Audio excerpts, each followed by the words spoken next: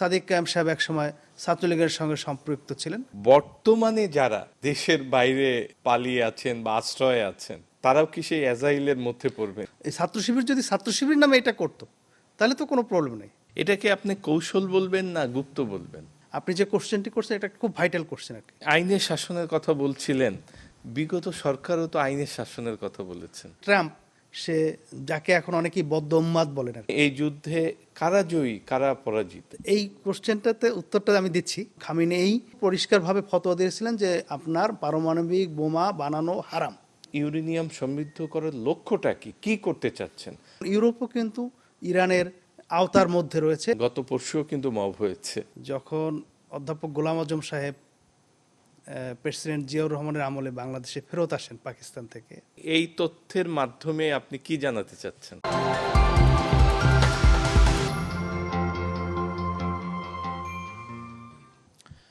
Podcast 24-এ আমি রাজীব খান স্বাগত জানাচ্ছি সবাইকে।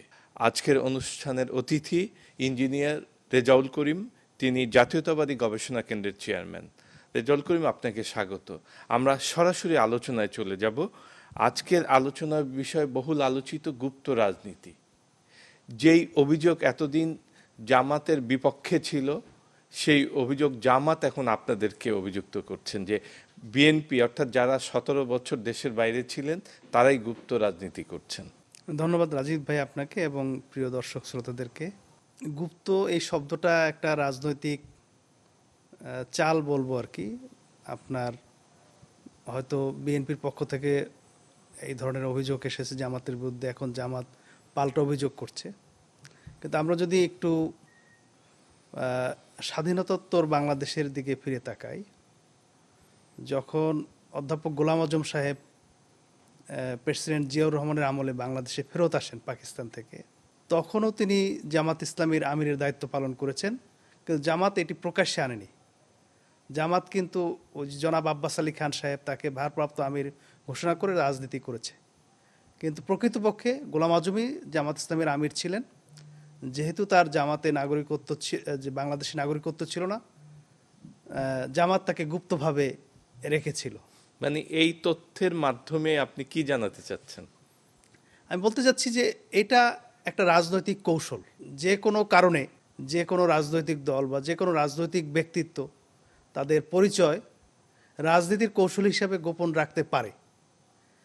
কিন্তু সেটিকে যদি আমরা একেবারে নোংরামির পর্যায়ে নিয়ে যাই, যেটা আপনি একটু আগে বললেন যে জামাতের সেক্রেটারি জেনারেল বলেছেন যে 17 বছর গুপ্ত। বিএনপি একটি রাজনৈতিক দল যেটি প্রতিষ্ঠার পর থেকে তাদের সব কিছুই প্রকাশ্য, কোনো কিছুই গোপন নয়, কোনো কিছুই গুপ্ত নয়। তারা প্রকাশ্য রাজনীতি করেছে, বিএনপির নামই রাজনীতি করেছে। বরঞ্চ আমরা দেখতে পাই যে আপনার ফর এক্সাম্পল জামাত ইসলামীর যে বাইরে যেসব শাখা রয়েছে, যেমন ধরেন যুক্তরাজ্যে তারা কাজ করে ইসলামিক ফোরাম ইউরোপ নামে, আমেরিকা কানাডাতে কাজ করে মুসলিম উম্মাহ অফ নর্থ আমেরিকা নামে, জাপানে কাজ করে ইসলামিক মিশন অফ জাপান নামে। কিন্তু আপনি দেখবেন যে যুক্তরাষ্ট্রে বিএনপি বা বাংলাদেশ জাতীয়তাবাদী দল যুক্তরাষ্ট্র শাখা বা নিউ ইয়র্ক শাখা অথবা ক্যালিফোর্নিয়া শাখা এই নামেই কাজ করে, যুক্তরাজ্য একই নামে কাজ করে। কাজেই 17 বছর ধরে বিএনপি গুপ্ত অবস্থায় ছিল, সেই অভিযোগটি সঠিক না। জামাত ইসলামী অথবা ছাত্র শিবিরের নামে এই অভিযোগটি এসেছে, বা এর আগে বৈষম্য বিরোধী ছাত্র আন্দোলনের কিছু নেতৃবৃন্দের নামেও এসেছিল। ফর এক্সাম্পল সার্জিস আলম একসময় ছাত্রলীগের সঙ্গে সম্পৃক্ত ছিলেন, অথবা শিবিরের যে বর্তমান মানে আপনার ঢাকা বিশ্ববিদ্যালয়ের ভিপি যে উনিও সাদিক কায়েম সাহেব একসময় ছাত্রলীগের সঙ্গে সম্পৃক্ত ছিলেন। ওনাদের বক্তব্য যে ওনারা রাজনীতির কৌশলের অংশ হিসাবে এবং আপনার রাজনীতির টিকে থাকার জন্য যে আওয়ামী লীগের আমলে যে চরম নির্যাতন নিপীড়ন হয়েছে, সেই নির্যাতন নিপীড়ন থেকে বাঁচার জন্য তারা ছাত্রলীগের ছায়াতলে আশ্রয় নিয়েছিলেন। কিন্তু বিএনপি বা ছাত্রদলের বক্তব্য হচ্ছে যে শত নির্যাতনের মুখেও তারা কিন্তু আপনার দলের নাম বদলায়নি, দল চেঞ্জ করেনি, বা দলের নামেই কাজ করেছে। এমনকি দেখা গিয়েছে যে আপনার ঢাকা বিশ্ববিদ্যালয়ে পর্যন্ত ছাত্রদল ঢুকতে পারেনি, এবং এর ফলশ্রুতিতে কিন্তু আপনি দেখবেন যে আপনার যে লাস্ট যে 2টি ডাকসু নির্বাচন হয়েছে, সেই ডাকসু নির্বাচনে যে ছাত্রদলের যে খারাপ রেজাল্ট, এই রেজাল্টের কারণে যে তাদের জনসমর্থন কমে গেছে এরকম না। ছাত্রদলকে মানে বিশ্ববিদ্যালয়ে ঢুকতেই দেওয়া হয়নি, ছাত্রদলকে বিশ্ববিদ্যালয়ে অবস্থান করতেই দেওয়া হয়নি, কিন্তু এর বিপরীতে ছাত্র শিবির কিন্তু ভিন্ন নামে তারা কাজ করেছে। এমনকি আপনারা ধরেন ফর এক্সাম্পল তাদের একটা কোচিং সেন্টার রয়েছে বিশ্ববিদ্যালয় ভর্তির জন্য, ফোকাস কোচিং সেন্টার। এখন এখানে কিন্তু গ্রামের সাধারণ কৃষকদের ছেলেমেয়েরাও পড়তে আসে, তারা তাদেরকে ফ্যাসিলিটেট করে। কিভাবে ফ্যাসিলিটেট করে? আপনার তাদের ম্যাচের বন্দোবস্ত করে, থাকার জায়গার বন্দোবস্ত করে দেয়, কম খরচে খাওয়ার বন্দোবস্ত করে দেয়, লেখাপড়া করায়। এটা তো কল্যাণমুখী বিষয়। তো এইটা মানে আপনি যেই সংগঠন করেন বিএনপি, তো বিএনপির ছাত্র সংগঠন কেন এগুলো করতে পারছে না? না, বিএনপি বক্তব্য হচ্ছে যে পরিষ্কার, বিএনপি কিন্তু এই ছাত্র শিবির যদি ছাত্র শিবির নামে এটা করতো তাহলে তো কোনো প্রবলেম নেই। ছাত্র শিবির বিভিন্ন নামে করে, সেটা হচ্ছে বিএনপির প্রশ্ন। যে অনেকে হয়তো ছাত্র শিবির নামে করলে হয়তো সেখানে যেত না। যেমন ধরেন আপনি মনে করেন যে আপনার হয়তো প্রিজুডিস থাকতে পারে যে আপনি আপনার বাচ্চাকে খ্রিস্টান মিশনারি স্কুলে পড়াবেন না, this is up to you. কিন্তু এখন যদি একটা খ্রিস্টান মিশনারি স্কুল ডিক্লেয়ার না করে স্কুল চালায়, সেটা কিন্তু রং। কারণ আপনি কি সেবা নিচ্ছেন, কাজ থেকে সেবা নিচ্ছেন, সেটা কিন্তু আপনার জানার অধিকার রয়েছে। আজকে ছাত্রদল আপনার তারাও ছাত্র কল্যাণমুখী কাজ করে না এরকম না, বাট তারা ছাত্র দলের নামে করে। কিন্তু আপনার ছাত্র শিবির কখনো ফুলকুড়ির নামে করে, কখনো ফোকাসের নামে করে, কখনো কংক্রিটের নামে করে, কখনো রেটিনার নামে করে। তো এই যে ইনস্টিটিউশনগুলো তারা যদি আপনার বলতো যে এটা মানে ইসলামী ছাত্র শিবিরের নামে ছাত্র শিবির পরিচালনা করছে, তাহলে কিন্তু ছাত্র দলের কোনো বক্তব্য নেই। এটাকে আপনি কৌশল বলবেন না গুপ্ত বলবেন? এটা খুব স্ট্রেট ফরওয়ার্ড অ্যান্সার না, কোনো কোনো ক্ষেত্রে কৌশল, কোনো কোনো ক্ষেত্রে গুপ্ত। কারণ আপনিও যখন কোনো ফর এক্সাম্পল বাংলাদেশে 18 কোটি লোক, এর মধ্যে 12 কোটি ভোটার, 12 কোটি ভোটার কি যে রাজনীতির সঙ্গে সরাসরি সম্পৃক্ত হতে হবে এরকম কোনো কথা নেই। যার যার ব্যক্তি স্বাধীনতা রয়েছে। কিন্তু মানে একটা জিনিস আপনাকে কিন্তু খুব কেয়ারফুল থাকতে হবে যে আপনি জনগণকে বিভ্রান্ত করতে পারবেন না। আপনার নিজেকে কৌশল করে নিজের পরিচয় আড়াল করার রাইট আপনার রয়েছে, কিন্তু আপনি জনগণকে ভুল মেসেজ দিতে পারবেন না, রং মেসেজ দিতে পারবেন, এটা কিন্তু আপনার দায়িত্ব। আপনি শুরুতেই বলছিলেন এই জামাত বা শিবির তারা বিশ্বের বিভিন্ন দেশে, আপনি যুক্তরাজ্যের কথা বলছিলেন, যুক্তরাষ্ট্রের কথা বলছিলেন, ভিন্ন ভিন্ন নামে, মানে অভিযোগ রয়েছে 43টি দেশে তারা ভিন্ন ভিন্ন নামে রাজনীতির সঙ্গে সম্পৃক্ত। এটিকে অভিযোগ হিসেবে দেখতে চাই না, এটা একটা ইনফরমেশন। এটা তো আমি আপনাকে বললামই যে আপনার যেমন ধরেন ইসলামিক ফোরাম ইউরোপ, এটা আপনার যুক্তরাজ্যের চ্যারিটি আইন অনুযায়ী তারা পরিচালিত হয়, এবং ওখানে নিশ্চয়ই বিএনপি আছে। বিএনপিও একবার কোম্পানিজ হাউসে আপনার এই বাংলাদেশ জাতীয়তাবাদী দল নামে একটা রেজিস্ট্রেশন তারা নিয়েছিল, যদিও পরবর্তীতে হয়তো দলীয় সিদ্ধান্তে তারা সেটি বাতিল করেছে বা কিছু। কারণ একটা দল কিন্তু লিমিটেড কোম্পানি হতে পারে না, একটা দল ইজ নট এ বিজনেস, এটা একটা রাজনৈতিক দল, রাজনৈতিক মতাদর্শ, যেটা শুধুমাত্র যদি যেমন বাংলাদেশে আরপিও অনুযায়ী রাজনৈতিক দলের একটা মানে রেগুলেশনস আছে, সেরকম রেগুলেশনের আন্ডারে চলতে পারে, কিন্তু এর বাইরে এটা আপনার অন্য কোনো আইনে বা অন্য কোনো নিয়মে চলতে পারে না। কিন্তু জামাত ইসলামের যেটি হচ্ছে যে তারা যেসব দেশে তারা রাজনীতি করছে, তারা ওই দেশের আইন অনুযায়ী চ্যারিটি আকারে বা অন্য কালচারাল ফ্রন্ট হিসাবে তারা কিন্তু রেজিস্ট্রেশন করছে এবং সেই অনুযায়ী তারা পরিচালনা করছে। তো সুতরাং সংশ্লিষ্ট দেশ রয়েছে, সেই সকল দেশ তারা ডিসাইড করবে যে তারা এই কার্যক্রম এইভাবে চালাতে পারে কি পারে না। তো যেহেতু তারা দীর্ঘদিন ধরে পরিচালনা করে আসছে, আমি ধরে নিচ্ছি যে তারা ওই সংশ্লিষ্ট দেশের আইন অনুযায়ী পরিচালনা করছে। গুপ্ত যে শব্দটি এই ব্যাপারে প্রযোজ্য না এই কারণে, যেমন ধরেন ইসলামিক ফোরাম ইউরোপের যারা মেম্বার বা যারা সাপোর্টার, তারা কিন্তু জানে যে তারা এখানে জামাত ইসলামীর বা ইসলামী ছাত্র শিবিরের পারপাজই সার্ভ করতেছে। এমনকি জামাত ইসলামের কোনো নেতৃবৃন্দ বা ছাত্র শিবিরের কোনো নেতৃবৃন্দ ওখানে সফরে গেলে তাদেরকে যে এন্টারটেইন করা বা তাদের যে দেখভাল করা বা প্রোগ্রাম করা, এগুলো কিন্তু তারা প্রকাশ্যেই করছে।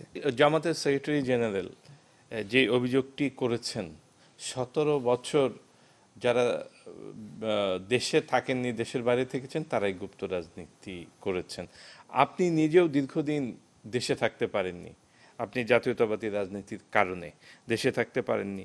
তো এই যে দেশের বাইরে থাকতে হয়েছে আপনাদের, সেই কারণেই তো নিশ্চয়ই উনি বলেছেন যে বিএনপির যারা 17 বছর দেশের বাইরে ছিলেন তারাই গুপ্ত রাজনীতির সঙ্গে যুক্ত, মানে গোলাম অভিযোগটা গোলাম কতটা? পরোয়ার সাহেব কিন্তু 2001 সালে আমাদের 4 দলীয় জোটের একজন সংসদ সদস্য ছিলেন। উনি একজন সিনিয়র রাজনীতিবিদ এবং জামাত ইসলামীর মতো একটা রাজনৈতিক দলের সেক্রেটারি জেনারেল।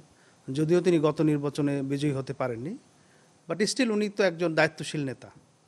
ওনার যে রাজনৈতিক দল বাংলাদেশ জামাত ইসলামী, এই বাংলাদেশ জামাত ইসলামীর বহু রাজনৈতিক নেতা, আমি একদম নাম ধরে ধরে বলতেছি, যেমন ধরেন আপনার মাওলানা মতিউর রহমান নিজামী সাহেবের ছেলে নজিব মোমেন সাহেব, উনিও বর্তমানে পার্লামেন্টের সদস্য। তারপর আপনার ব্যারিস্টার সালেহী রাজশাহী বিশ্ববিদ্যালয়ের শিবিরের নেতা ছিলেন। ওনাকে হত্যা মামলায় জড়ানো হয়েছিল। ওই মামলা থেকে খালাস পাওয়ার পর উনি ব্রিটেনে পাড়ি জমান এবং ওখান থেকে ব্যারিস্টারি করেন। উনি দেশে ফিরে এসেছেন এবং আবার এই এই এই এই পার্লামেন্টের সংসদ সদস্য নির্বাচিত হয়েছেন। এরকম কয়েক ডজন নেতার নাম আমি বলতে পারবো যারা রাজনৈতিক প্রতিহিংসার কারণে বিদেশে যেতে বাধ্য হয়েছেন। এবং আপনি যেটা আমার কথা বললেন, আমি এই মানে ওপেন এয়ারেই বলছি যে আমি তো আমার বাবার নামাজে জানাজাও শরীক হতে পারিনি। আমার বিরুদ্ধে, আমি বিদেশে থাকা অবস্থা আমার বিরুদ্ধে মিথ্যা মামলা দায়ের করা হয়েছিল।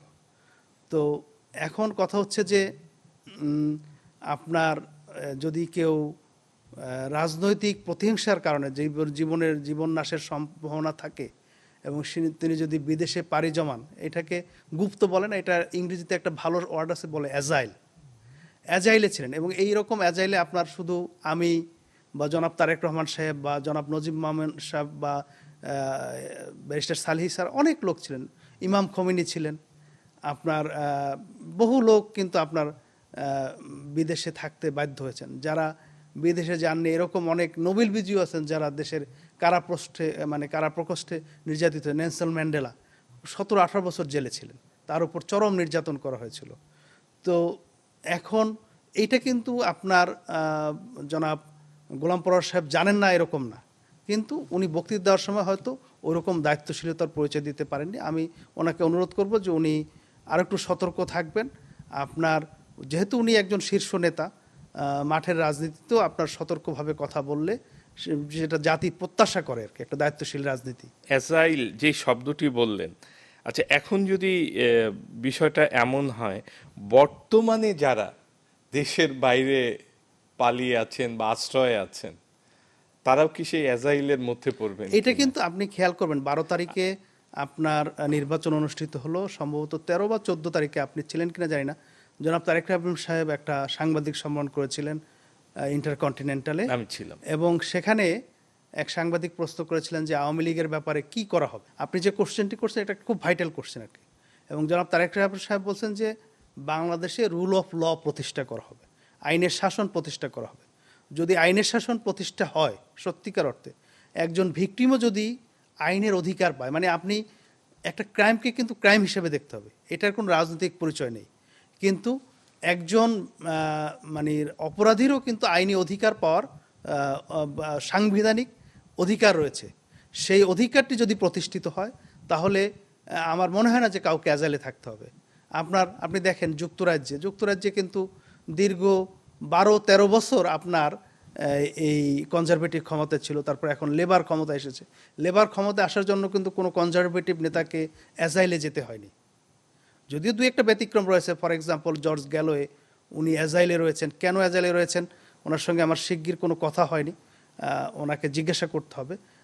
বাট মানে ইন জেনারেল আপনার কাউকে কিন্তু অ্যাজাইলে যেতে হয় না, বা মানে রাজনৈতিক পরিচয়ের কারণে কিন্তু কারোর বিরুদ্ধে কোনো মিথ্যা মামলা হয় না। এবং আরেকটা জিনিস মজার বিষয়, আপনিও নিজেও যুক্তরাজ্যে ছিলেন, যুক্তরাজ্যে কিন্তু আপনি দেখবেন যে সরকার দলে থাকেন আর বিরোধী থাকেন, এটা কোনো প্রশ্ন না আর কি। আপনার কোনো অপরাধ সংঘটিত হলে সেটা তদন্ত হয়, সেটা যে দলের হোক, আপনার সে কিন্তু আইন অনুযায়ী সমান ট্রিটমেন্ট পায়। একজন সংসদ সদস্য বা একজন সাধারণ নাগরিক একজন মানে অপরাধের তদন্তের ক্ষেত্রে এবং এর কোনো ধরনের কোনো পার্থক্য কিন্তু কোর্ট বা আইন বা পুলিশ করে না।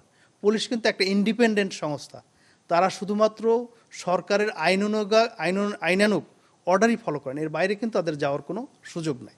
আইনের শাসনের কথা বলছিলেন, বিগত সরকারও তো আইনের শাসনের কথা বলেছেন, তারপরও কেন আপনাদের বাইরে থাকতে হয়েছে?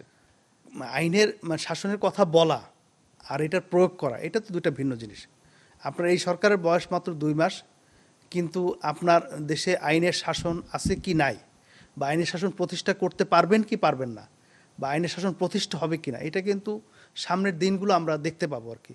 এখনও মানে আপনার এটা টু আর্লি আর কি, আপনার এই 60-65 দিন বা 70 দিন আপনার, কারণ আপনার এখানে আমরা যেটা আমি গত 1.5 বছরে আপনার বিভিন্ন টকশোতে বলেছিলাম যে আইনের শাসনের ব্যাপারে, যে আমাদের জুডিশিয়ারিটা আপনার মানে একেবারে ধ্বংসের পর্যায়ে নিয়ে যাওয়া হয়েছিল, আমাদের পুলিশ প্রশাসনটা একেবারে তারা দলদাস হয়ে গিয়েছিল, তারপর এরকম যত সিভিল অ্যাডমিনিস্ট্রেশন, তারপর আপনার ধরেন জুডিশিয়ারির সেপারেশন অফ পাওয়ার ছিল না, আপনার জুডিশিয়ারির আইন মন্ত্রণালয়ের আন্ডারই ছিল, যেই কোশ্চেনটি এখনও আছে।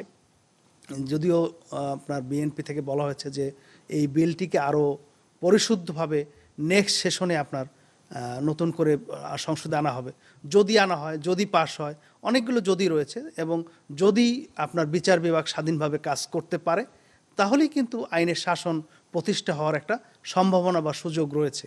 কিন্তু সেটার জন্য আমাদের এখন অপেক্ষা করতে হবে, শুধু অপেক্ষা না, আমাদেরকে কিন্তু আপনার খুব কেয়ারফুল থাকতে হবে যে প্রশ্নটি আপনি করেছেন, এই প্রশ্নটি যতক্ষণ পর্যন্ত এটা নিশ্চিত না হয় আপনাদেরকে বারবার করতে হবে, এবং এই যদি আপনারা এই প্রশ্নটা করেন তাহলেই কিন্তু আইনি শাসন প্রতিষ্ঠা হওয়ার একটা সুযোগ বাংলাদেশে তৈরি হতে পারে।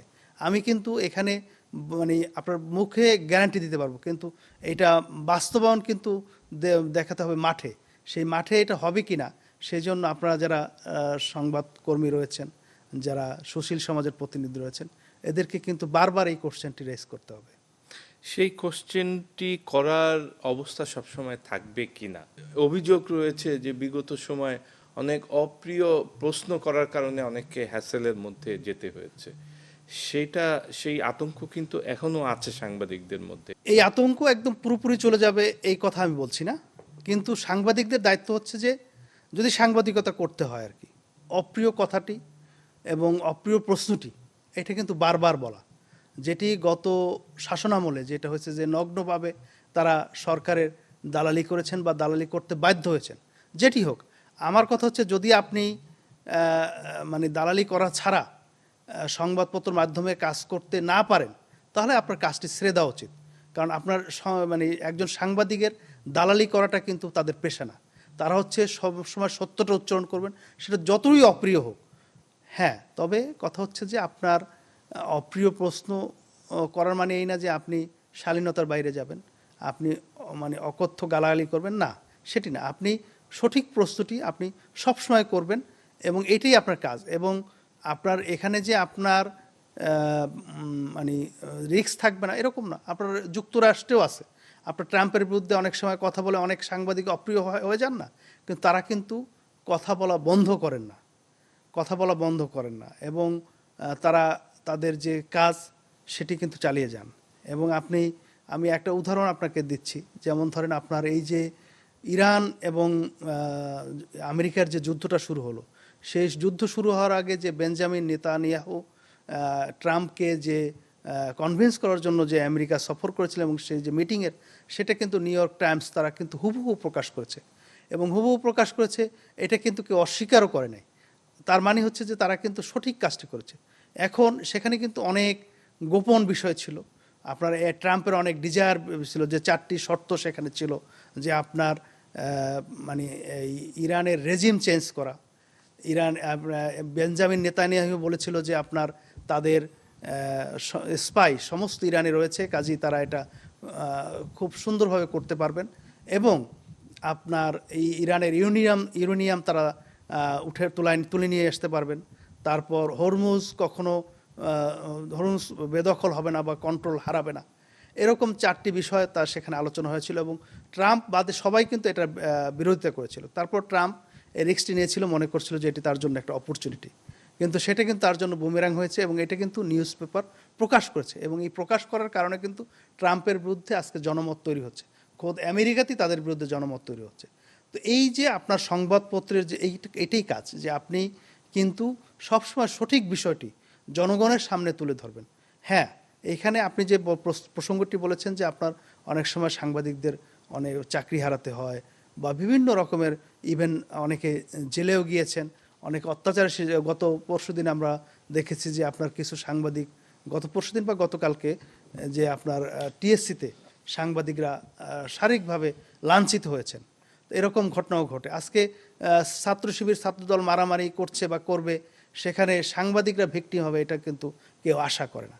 কিন্তু এই ঘটনা কিন্তু ঘটে। আপনার দেখেন যে ইরান আমেরিকা যুদ্ধে বা ইরান আমেরিকা যুদ্ধ বাদই দেন, আপনার এই যে ফিলিস্তিনে কতজন সাংবাদিক নিহত হয়েছেন, আজকে ইসরায়েল যে গণহত্যা চালাচ্ছে ফিলিস্তিনে, সেই রিপোর্ট কিন্তু তারা কভার করতে গত দিচ্ছে না। পরশুদিনও ইসরায়েলি বাহিনীর হামলায় একজন লেবাননের সাংবাদিক নিহত হয়েছে। জি, জি। তো এখন এই রিস্ক তো রয়েছে। এই জন্যই তো সাংবাদিকতা একটা নোবেল প্রফেশন। তাদের এই ত্যাগের বিনিময়ে, তাদের এই কোরবানির বিনিময়ে কিন্তু পৃথিবীবাসী তারা কিন্তু আপনার সঠিক সংবাদটি পাচ্ছে এবং তারা কিন্তু তাদের ভয়েস রেজ করতে পারছে। আজকে সাংবাদিকরা তাদের দায়িত্ব পালন না করলে কিন্তু আপনার এই যে ইসরায়েলের যে আপনার তাদের কিন্তু ওখানে একেবারে আইন করে ব্লকেট দেওয়া, যে কোনো সংবাদ, কোনো রেকর্ডিং, কোনো কিছু প্রকাশ করা যাবে না। তারপর কিন্তু সাংবাদিকরা থেমে নেই, তারা চেষ্টা করছে যতদূর সম্ভব সংবাদ সংগ্রহ করে সেটা মানুষের কাছে পৌঁছে দেওয়া।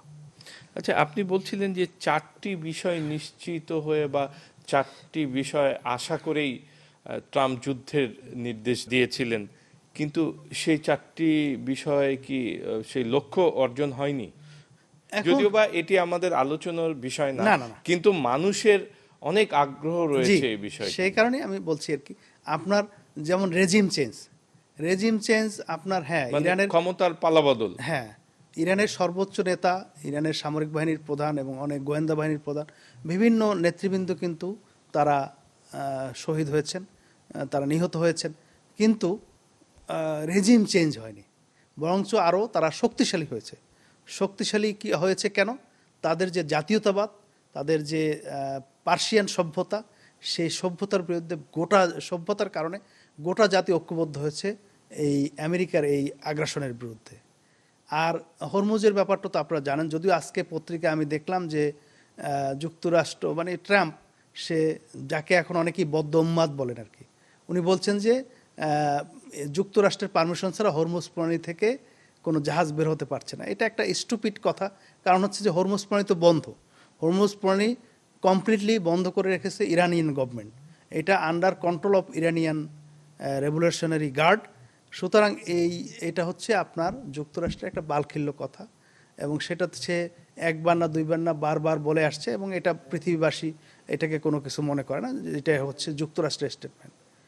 আর ইউরেনিয়াম তো আপনার দখল করতে পারেনি, এটা মানে আমেরিকা বলেছে।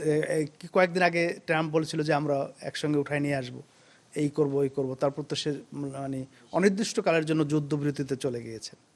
সুতরাং আপনার মানে যে 4টি কন্ডিশনে যুদ্ধ জড়াইছিলেন, এটা কিছু কিছু বাস্তবায়ন হয়েছে, কিন্তু এটা বুমেরাং হয়ে গেছে। কারণ যেমন ধরেন আপনার এটা সত্য যে আপনার ইসরায়েলের এজেন্ট কিন্তু সে ছিল, আপনার ইরানে ছিল, সেই কারণেই আপনার এত সূক্ষ্ম অতি সূক্ষ্মভাবে এই এদের শীর্ষ নেতাদেরকে হত্যা করা গেছে। তারাও সেনা কর্মকর্তাদের হ্যাঁ, হত্যা করা গেছে। হ্যাঁ, কিন্তু তারাও কিন্তু আপনার ব্যবস্থা নিয়েছে, আপনার অনেক এজেন্টকে তারা অ্যারেস্ট করেছে, অনেকের আপনার যে তাদের বিরুদ্ধে আইনানুগ ব্যবস্থা নেওয়া হয়েছে, এবং যাদের ফাঁসি হয়েছে এদের বেশ কিছু ফাঁসির রায় কার্যকর হয়েছে। সুতরাং ইরান যুক্তরাষ্ট্র যুদ্ধে যুক্তরাষ্ট্র আংশিক সফল হলেও তাদের জন্য তাদের কিন্তু পরাজয়টা হয়েছে নিদারুণ কেন? আপনার দেখেন, ও যুক্তরাষ্ট্র যখন হামলা করলো, ইরান কিন্তু কোনো ধরনের কোনো আপনার হেজিটেশন ছাড়াই তারা আপনার মিডল ইস্টে যে কয়টা আমেরিকান বেজ আছে, আপনার ইউনাইটেড আরব আমিরাত, সৌদি আরব, কাতার কিন্তু ইরানের খুব ঘনিষ্ঠ বন্ধু, ইভেন দো তারপর কুয়েত, ইরাক, যতগুলো বেজ আছে আমেরিকান, প্রত্যেকটা বেজ তারা আপনার হামলা করেছে। এবং এটা একটা যে মানে আছে যে আপনার 80% আপনার ইরানি আমেরিকান বেজ ধ্বংস হয়ে গেছে। এবং এটা আপনার ধরেন জর্জ গ্যালোয়ে কিন্তু ওই হামলার দিনই কিন্তু সে তার ফেসবুকে আপনার সে এটা কনফার্ম করেছে। এখন বিশ্বের অনেক মিডিয়াতে ওইটা ওইভাবে আসে নাই। এটা না আসার কারণ হচ্ছে আপনি ফর এক্সাম্পল আল জাজিরা কিন্তু সবসময় তারা এই জাতীয় সংবাদগুলো পাবলিশ করে, কিন্তু এখন এটা কিন্তু কাতারেই হামলা হয়েছে, এখন সেটা তাদের তো ন্যাশনাল ইন্টারেস্টের কোশ্চেন আর কি। বা ওই যে আপনার সৌদি আরব থেকে অনেকে আপনার যেমন ইন্টারন্যাশনাল এয়ারপোর্ট রিয়াদের বন্ধ, তারা ডোমেস্টিক এয়ারপোর্ট থেকে ফ্লাই করছে। কেন ফ্লাই করছে? সেখানে কিছু মেরামতের, কিসের মেরামতের কাজ তো আপনার এইটা এগুলাই এরকম। দুবাইতে, আপনি দুবাইতে চিন্তা করেন যে আপনার ওখানে কিন্তু একটা ট্যুরিস্ট হাব হয়ে গেছিল, এবং ওখানে যে আপনার সারা পৃথিবী থেকে মানুষজন, ইনভেস্টররা আসতো সেখানে। আপনার সেখানে কিন্তু ব্যাংকগুলা, ইন্স্যুরেন্স কোম্পানিগুলো এরা কিন্তু তারা চলে গেছে, এবং অন্যান্য যে মানে আমেরিকান কোম্পানি বা তাদের কিন্তু এখন তারা ওখানে নাই। দুবাই কিন্তু এখন খালি, এবং যুদ্ধের কিন্তু অলরেডি 45 দিন হয়ে গেছে। সুতরাং আপনার যুক্তরাষ্ট্রের যে ক্ষয়ক্ষতি, এটা মানে আপনি হিউজ। আপনি বলছিলেন চারটি বিষয় বা চারটি লক্ষ্য নিয়ে ইসরায়েল এবং আমেরিকা যুদ্ধে নেমেছিল, সেটা তিনটির বিষয় বললেন। একটি হলো রিজম বা ক্ষমতার পালাবদল, ইরানের এই যুদ্ধের মাঝে তাদের সমর্থিতরা ক্ষমতা দখল করতে পারবে শীর্ষ নেতৃবৃন্দ নিহত হওয়ার পর। তারপরে হরমুজ প্রণালী খোলা রাখতে পারবে, ইউরেনিয়াম সমৃদ্ধ বন্ধ করে সেটা তারা নিয়ে নিতে পারবে, আর একটি সম্ভবত তেলের বিষয়টি, জ্বালানি যেটি। ধন্যবাদ আপনাকে। তেলের বিষয়টা কিন্তু তারা কিন্তু মানে এত নগ্নভাবে তারা এই করতে, ভেনেজুয়েলায় কিন্তু তারা এই যে প্রেসিডেন্ট এবং ফার্স্ট লেডিকে উঠায় নিয়ে আসার পরে তারা, ট্রাম্প নিজে ঘোষণা করছে যে আমরা এখান তেল থেকে অনেক পয়সা পাবো। মানে ভেনেজুয়েলার তেলটাই ছিল তাদের মূলত টার্গেট। এবং ইরানের তেলের দিকেও, ইরানের এই যে আপনার বিভিন্ন নিষেধাজ্ঞা আরোপ করে, তেল বিক্রিতে বাধা সৃষ্টি করে, ইরানের কিন্তু আপনার গত 3 দশক ধরে তারা কিন্তু হিউজ ক্রাইসিস তারা ফেস করে কিন্তু তারা এই পর্যায়ে এসেছে। ইরানের তেলের দিকেও তাদের একটা মানে আপনার লালসা ছিল যে এইটা তারা কন্ট্রোলে নেবে, সেটিও মানে আপনার সফল হয়নি। সফল তো হয়নি, বরঞ্চ আপনার ইরানের তেল আপনার তারা বিক্রির জন্য পারমিশন দিয়েছে যুদ্ধ অবস্থাতেই, এবং ইরান বরঞ্চ বলেছে আমরা বিক্রি করব কি করব, দ্যাট ইজ আওয়ার বিজনেস। এবং তারা কিন্তু যে কিছু তেল বিক্রি করেছে সেটা ইরানিয়ান মুদ্রাতেই তারা বিক্রি করেছে, ডলারের ধারে কাছেও যায়নি বা অন্য কোনো দেশের কারেন্সির উপরে নির্ভর করেনি, তাদের কারেন্সিতে তারা বিক্রি করেছে। তাহলে এই চারটি লক্ষ্য আমেরিকা ইসরায়েলের পূরণ হলো না, তাহলে যুদ্ধের মানে এই যুদ্ধে কারা জয়ী কারা পরাজিত? যুদ্ধে আপনার যদি আপনি যোগ বিয়োগের হিসাব করেন সেই ক্ষেত্রে তো ইরান এখন পর্যন্ত জয়ী আছে, কিন্তু আমার দৃষ্টিতে আপনার মানবতা পরাজিত হয়েছে। আপনি দেখেন যে আমেরিকার সিজফায়ারের পরেও কিন্তু নেতানিয়াহু আপনার লেবাননে হামলা চালিয়ে গেছে, এবং সিজফায়ারের আগে তারা 1000-এর উপরে লোক নিহত হয়েছে লেবাননের সিভিল পিপল, মানে আপনার নারী, শিশু এবং সিভিলিয়ান পুরুষ। আর এরপরে কিন্তু আরও 1000-এর বেশি তারা নিহত করেছেন সিজফায়ার চলা অবস্থাতে। এবং আপনি দেখেন ফিলিস্তিনে আপনার সিজফায়ারের পরেও বেশ কয়েক হাজার লোক নিহত হয়েছেন সিজফায়ার পরেও। আপনার কাছে একটা জিনিস আমি দীর্ঘদিন ধরে এই প্রশ্নটা আমার কাছে, যে এই যে ইউরেনিয়াম সমৃদ্ধ করছে ইরান, এটা তো অনেক দিনের একটা অভিযোগ বলেন বা যাই বলেন, আমরা শুনে আসছি যে দীর্ঘদিন ধরে তাহলে তাদের এই ইউরেনিয়াম সমৃদ্ধ করার লক্ষ্যটা কি করতে চাচ্ছেন? আমরা যেটা জানি যে ইউরেনিয়াম সমৃদ্ধ করে বড় মারণাস্ত্র তৈরি করা হয়, অ্যাটম বোম তৈরি করা হয়, তাদের লক্ষ্যটা কি? আচ্ছা, এই কোশ্চেনটাতে উত্তরটা আমি দিচ্ছি, যাওয়ার আগে আমি আগের এটা শেষ করি। আপনার ফিলিস্তিনিতে যে আপনার যে সিজফায়ারের পরেও তারা কয়েক হাজার লোককে সিভিলিয়ানদেরকে হত্যা করছে বা এখনও করেছে। এর চাইতে বড় কোশ্চেন যেটা হচ্ছে মানবতা বিরোধী বা আপনার যে তাদের যে গণহত্যা, আপনার জাতিসংঘের বা রেড ক্রিসেন্টের আপনার হাসপাতালের গাড়ি, ওর মেডিসিন, এগুলোকেও যেতে দেওয়া হচ্ছে না। ওখানে অনেক ডায়াবেটিক্সের রুগী আছেন, ডায়ালাইসিস করতে পারছেন না, আপনার মানে আহত হয়েছেন গুরুতর, তাদের চিকিৎসা হচ্ছে না। এরকম কিন্তু লক্ষ লক্ষ লোক সেখানে ফিলিস্তিনিতে মারা গেছে। এবং লেবাননেও সেম অবস্থা, তাদের ওখানে কোনো অ্যাম্বুলেন্স যেতে দেওয়া হচ্ছে না, ওখানে ঔষধ পাঠানো হচ্ছে না, ওখানে খাবার যেতে দেওয়া হচ্ছে না। তো আপনার এই যে বিষয়টা, এটা হচ্ছে কিন্তু মানবতার বিরুদ্ধে অপরাধ, সত্যিকারের মানবতার বিরুদ্ধে অপরাধ হচ্ছে এটা। এবং সেই কারণে আমি মনে করি যে এই যুদ্ধে আসলে মানবতা পরাজিত হচ্ছে। আমাদের বিশ্ববাসীকে জেগে উঠতে হবে যে আপনার এই যুদ্ধ শুধু আমাদের বাংলাদেশিরও তো আপনার এই যুদ্ধে নিহত হয়েছেন, আপনার বিভিন্ন দেশে, সৌদি আরবে নিহত হয়েছেন, আরব আমিরাতে নিহত হয়েছেন, হ্যাঁ, আমরা তো এই যুদ্ধের কাতারে পার্ট না, কিন্তু আমরা কিন্তু ভোগান্তি ভুগছি। আপনার এই যে ধরেন আপনার মাইলের পর মাইল লম্বা লাইন, আমাদের কৃষকরা হিটস্ট্রোকে আচ্ছা, সেটি অন্য আলোচনা, হ্যাঁ। সেটা আমরা আরেকদিন আরেকদিন দেশের যাবো। আমি যে ইউরেনিয়ামের অবস্থা- প্রশ্নটি আমি হ্যাঁ। শেষ করছি আপনাকে। ইউরেনিয়াম হচ্ছে যে, যেমন ধরেন আমাদের রূপপুর বিদ্যুৎ প্রকল্প, এটা কিন্তু পারমাণবিক বিদ্যুৎ প্রকল্প, তারা তাদের আভ্যন্তরীণ ব্যবহারের জন্য ইউরেনিয়াম সমৃদ্ধ করছেন। এটা কিন্তু তারা বারবার বলে আসছে যে তাদের শুধুমাত্র তারা এই তাদের আভ্যন্তরীণ পাওয়ার জেনারেশনের জন্য তারা এটা সমৃদ্ধ করছেন, তাদের অন্য কোনো উদ্দেশ্য নেই। এবং এর আগের যে ওদের সর্বোচ্চ নেতা ছিলেন ইমাম খামেনেই, উনি কিন্তু পরিষ্কারভাবে ফতোয়া দিয়েছিলেন যে আপনার পারমাণবিক বোমা বানানো হারাম, এবং ওনারা পারমাণবিক বোমা কেন হারাম বলেছে? বানাতে চান, কারণ এটা মানবতা বিধ্বংসী অস্ত্র। এখানে অনেক নিরপরাধ মানুষ, অনেক মানে আপনার যেমন ধরেন আপনার যে মানুষ এখনো জন্মগ্রহণ করেনি তারাও কিন্তু ভিকটিম হবে। আজকে হিরোশিমা নাগাসাকি দেখেন, আপনার 40-50 বছর পর্যন্ত কিন্তু এটার তেজস্ক্রিয়তা ওই অঞ্চলের মানুষ ভোগ করেছে। তার মানে যে আপকামিং জেনারেশন, আগামী 50 ইয়ার্স 100 ইয়ার্স, তারাও কিন্তু এটার ভুক্তভোগী হবে। তো সেই কারণে এর যে ভয়াবহতা, সেই কারণে উনি বলেছেন যে এটা হারাম। এবং সেই কারণে কিন্তু ইরান পারমাণবিক অস্ত্র মানে পারমাণবিক বোমা তারা অর্জন করেনি। এটা কিন্তু অর্জন করা তাদের জন্য অ্যাচিভেবল ছিল। ইরান সবসময় তাদের চুক্তির শর্ত রক্ষা করেছে, এবং এই ট্রাম্পই কিন্তু মানে একেবারে সে গোয়ার্তুমি করে এই একতরফাভাবে সে চুক্তিটি বাতিল করে দিয়েছে, এবং মানে ইরানের উপর অন্যায়ভাবে তারা বিভিন্ন ধরনের আপনার চাপিয়ে দিয়েছে। এটা কিন্তু আপনার তারা যেটি করছে যে আসলে ইরান হচ্ছে যে আপনার মধ্যপ্রাচ্যে মানে ইসরায়েলের জন্য চ্যালেঞ্জ, যেহেতু তারা ফিলিস্তিনিদেরকে সমর্থন করে। এই একটা অপরাধের কারণে এই ইরানের উপর এই যুগের পর যুগ এই জুলুম কিন্তু আমেরিকা এবং ইসরায়েলের যারা অ্যালাই, এর আগে ইউরোপীয় ছিল, কিন্তু লাকিলি ইউরোপকে এইবার এই যুদ্ধে ইরান নিউট্রালাইজ করতে সক্ষম হয়েছে। কারণ এর আগে কিন্তু তাদের যে ব্যালিস্টিক মিসাইল, এটা ছিল 2000 কিলোমিটার, সেটা এখন 4000 কিলোমিটার পর্যন্ত তারা পরীক্ষা করেছে। কারণ আপনি দেখবেন যে সাইপ্রাসে যে তারা ড্রোন হামলা করেছে, ব্যালিস্টিক মিসাইল হামলা করেছিল, সেটা প্রায় 4000 কিলোমিটারের কাছাকাছি। সুতরাং এখন ইউরোপও কিন্তু ইরানের আওতার মধ্যে রয়েছে, এবং এই কারণে কোনো ইউরোপের কোনো রাষ্ট্র কিন্তু এই যুদ্ধে কিন্তু তারা আপনার শরিক হয়নি। ধন্যবাদ রেজাউল করিম। আমরা অনুষ্ঠান একবার শেষ পর্যায়ে চলে আসছি।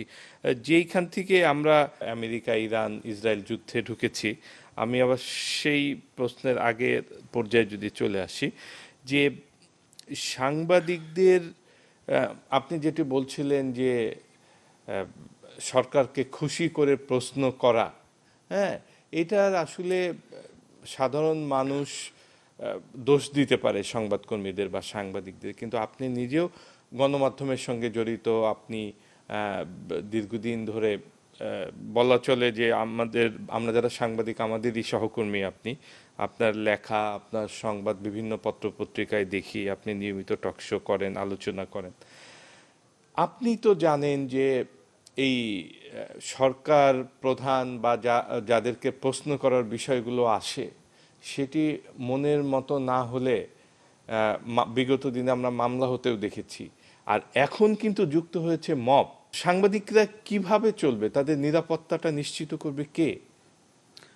খুবই গুরুত্বপূর্ণ কোশ্চেন, যে আপনার যে সাংবাদিকদের বিরুদ্ধে যে মব কালচার, এটা আমরা বেশ কিছুদিন ধরে দেখছি। সবার বিরুদ্ধেই মব কালচারটা তৈরি হয়েছে। হ্যাঁ, না, বিশেষ করে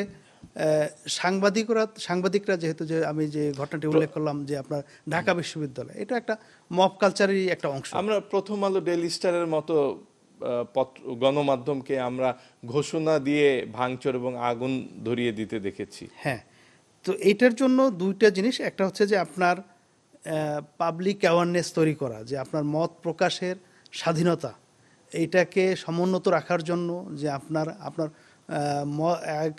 কারোর সঙ্গে ভিন্ন মত হলেই তাকে আক্রমণ করতে হবে, এই কালচার থেকে বেরিয়ে আসা।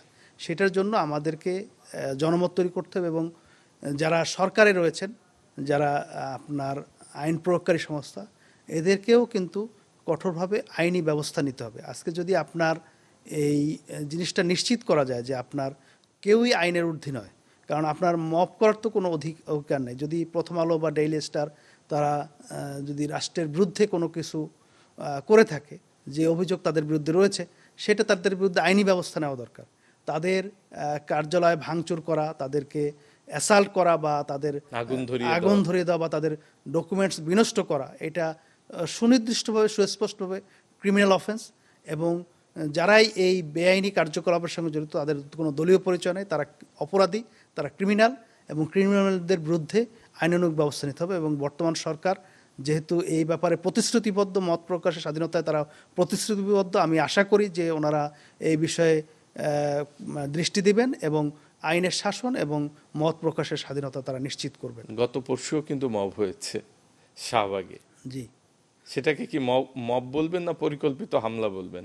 ডাকসুর 2 জন নির্বাচিত সদস্যের উপর যে ঘটনা, আমি এখানেও আশা করি যে আপনার যে ঘটনার ভিত্তিতে একটা কুরুচিপূর্ণ মানে পোস্টের উপর ভিত্তি করে এই আক্রমণটি ঘটেছে, যে কুরুচিপূর্ণ পোস্টটি ঘটেছে সেটাও বেআইনি, এবং যদি তারা অপরাধী হন তাদের বিরুদ্ধে হামলা করাটাও অপরাধের অংশ।